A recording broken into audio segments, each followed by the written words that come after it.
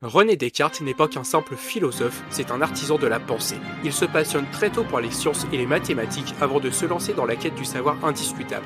À l'âge de 41 ans, en 1637, il publie Discours de la méthode, qui est sûrement son œuvre la plus célèbre. C'est dans cet ouvrage qu'il inscrit sa célèbre phrase « Je pense, donc je suis ».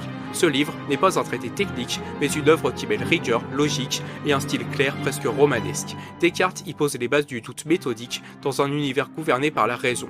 Il enchaîne 4 ans plus tard avec les méditations métaphysiques, dont le texte est plus profond et qui est cette fois rédigé en langue latine.